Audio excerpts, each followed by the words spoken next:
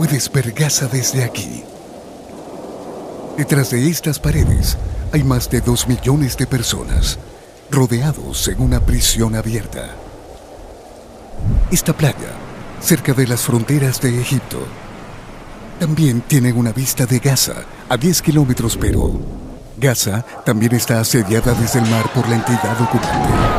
Patria o muerte. La deshumanización de los árabes. ¿Qué tienes que decir al respecto? ¡Terminen esto! ¡Mentirosos!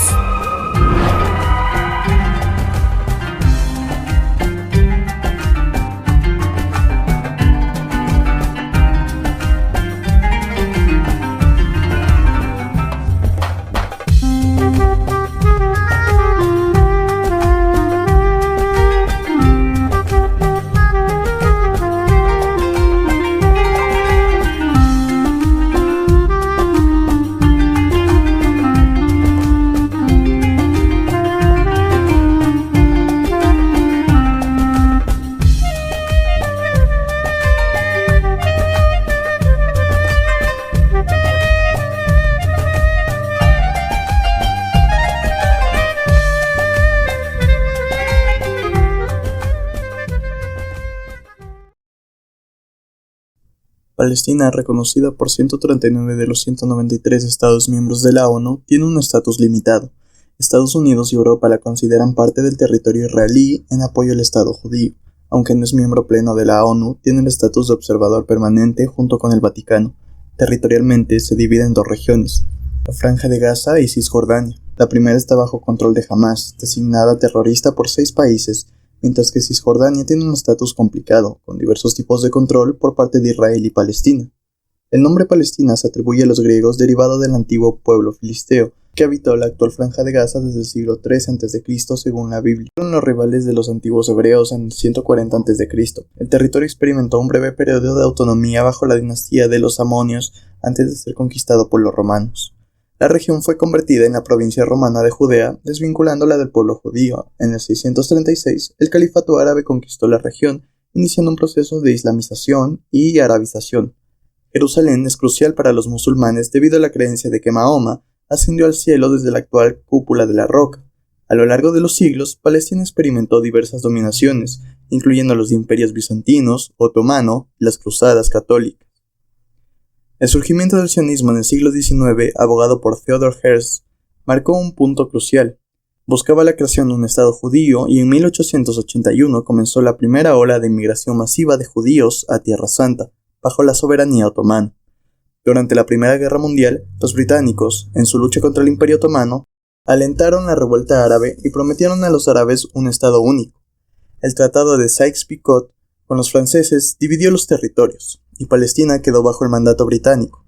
En 1947, la ONU propuso la partición, desencadenando la Guerra Árabe-Israelí de 1948. En 1993 se firmaron los Acuerdos de Oslo, estableciendo la Autoridad Nacional Palestina en Gaza y Cisjordania. El surgimiento de Hamas y eventos como la Segunda Intifada complicaron las perspectivas de paz.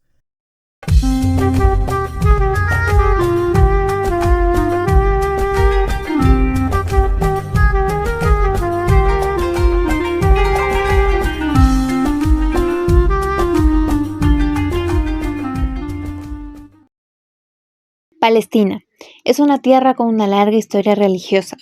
Ha sido el hogar de judíos, cristianos y musulmanes durante siglos. Es considerada la Tierra Santa de estas 3 grandes religiones monoteístas. La Iglesia del Santo Sepulcro, la Cúpula de la Roca y el Muro de los Lamentos se encuentran todas ubicadas en la ciudad de Jerusalén. Y es hasta inquietante la cercanía en la que conviven estos sitios sagrados, y a la vez el recelo y tensión que esta misma cercanía ha causado. El Islam es la religión mayoritaria en Palestina.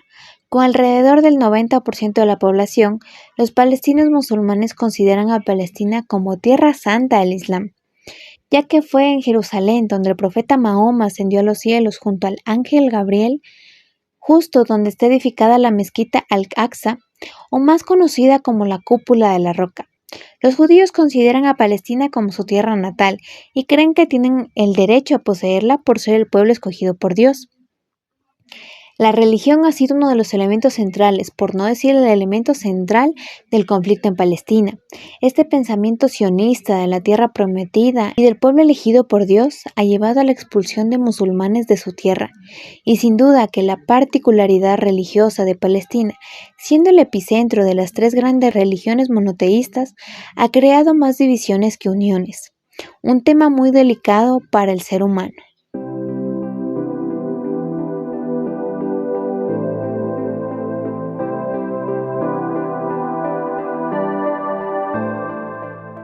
Entre los ilustres pensadores que han dejado su huella en la humanidad se encuentra Avicena, un destacado médico árabe del siglo X, reconocido como el príncipe de los médicos.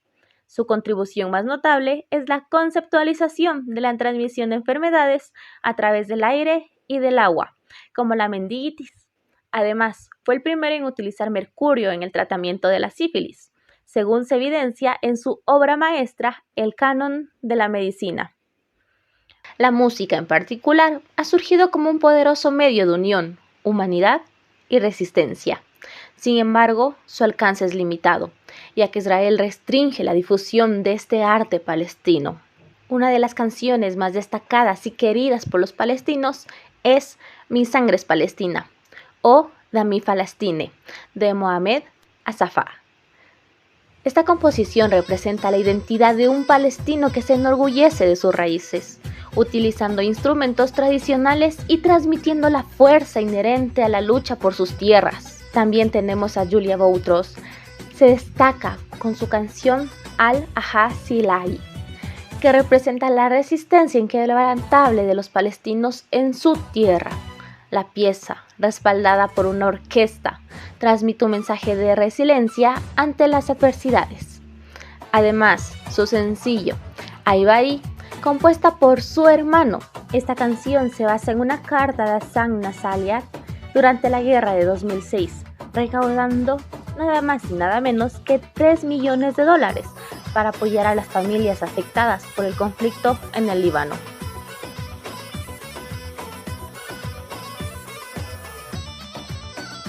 Libertad, libertad, libertad. Continuaré escribiendo su nombre al combatir, en la tierra, en los muros, en las puertas, contra las brechas de las casas, en la mezquita y el ara de la Virgen, por todos los caminos de las fincas, por todas las colinas, las pendientes, las calles, las esquinas. Fragmento de La libertad del pueblo, por Franna Tucán.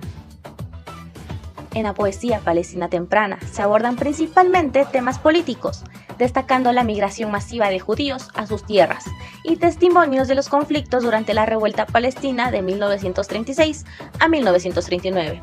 Mariakat es un conjunto de 7 extensos poemas árabes, conocidos como qasídas, que datan de la época preislámica, considerados como el punto culminante de la poesía de este periodo.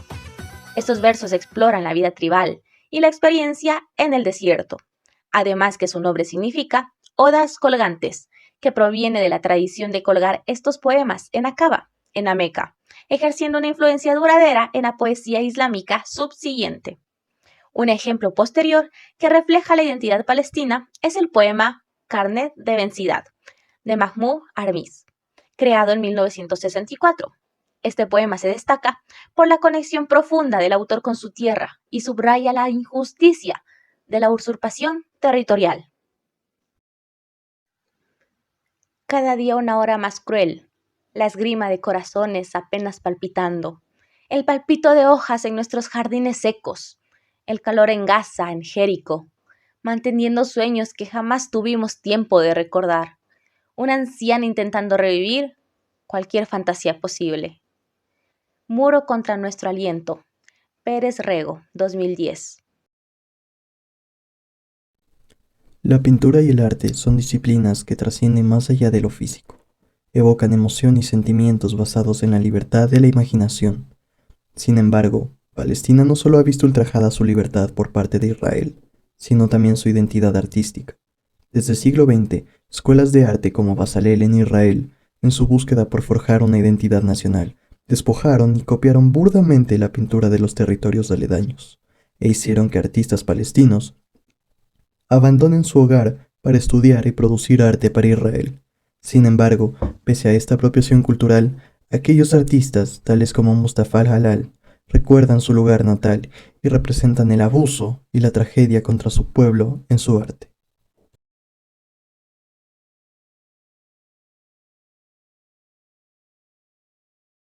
Por otra parte, al hablar de gastronomía palestina, nos encontramos con artículos como Delicias culinarias de Palestina y la apropiación cultural israelí, de la página Palestina Libre, donde se analiza la apropiación de la cocina palestina por parte de Israel.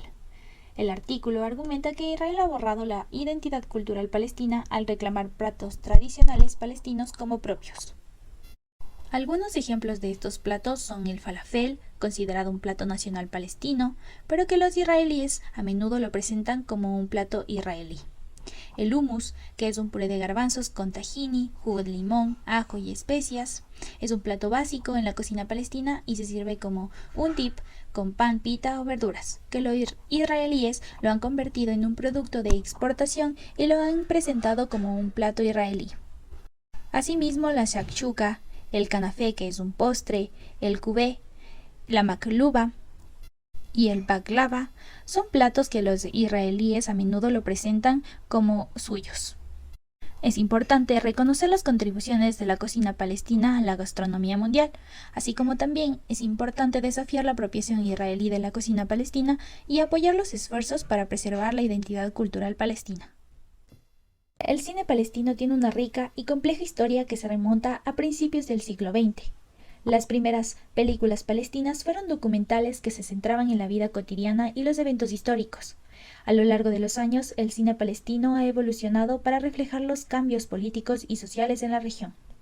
Algunas de las primeras películas palestinas son Visita de Su Majestad el Rey Ibn Saud a Palestina, de 1935. La vida en Palestina, de 1936, y La tragedia de Palestina, de 1948. La Nakba, en 1948, tuvo un impacto profundo en el cine palestino, pues muchos cineastas se vieron obligados a abandonar sus hogares y su trabajo, por lo que la producción cinematográfica palestina se estancó durante varios años. A principios de 1970, el cine palestino experimentó un resurgimiento. Esto fue impulsado por el surgimiento del movimiento de liberación nacional palestino. Los cineastas palestinos comenzaron a utilizar el cine como una forma de documentar la lucha del pueblo por la libertad. En la actualidad, el cine palestino sigue siendo una fuerza vibrante y diversa. Las películas palestinas se han ganado el reconocimiento de la crítica en festivales de cine de todo el mundo, y los cineastas palestinos siguen utilizando su trabajo para contar historias que a menudo son ignoradas por los medios de comunicación tradicionales.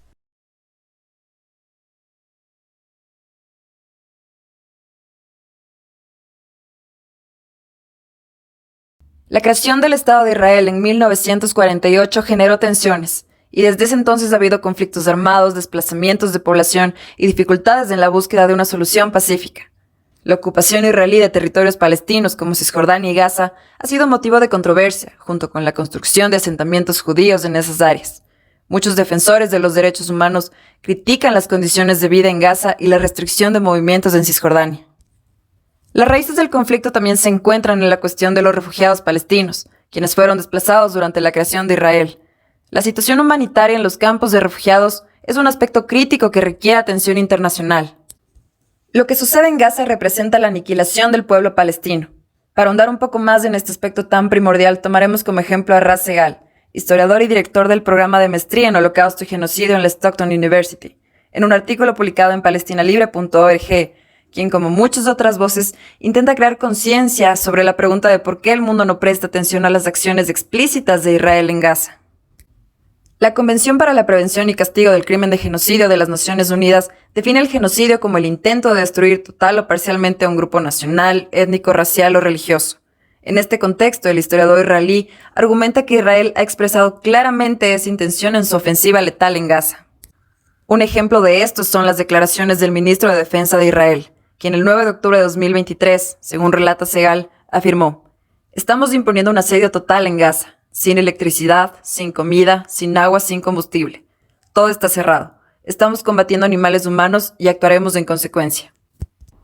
Es aquí donde se busca implementar una visión más amplia respecto al panorama que los grandes noticieros y grupos políticos plantean sobre la situación de conflicto entre Israel y Palestina, puesto que la idea de que el único grupo terrorista que está atacando a miles de inocentes son los palestinos, en específico el grupo de Hamas, mientras que Israel es colocado en la posición de víctima y héroe dentro de esta historia.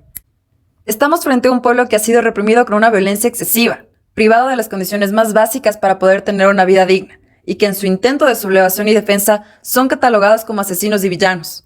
Deberíamos preguntarnos entonces, ¿qué versiones estamos escuchando? ¿Por qué unos mediáticamente tienen más voz y apoyo que otros? Es nuestra obligación ver más allá de lo que los grandes medios nos dicen y buscar la verdad de las cosas, sobre todo si estamos hablando de vidas humanas.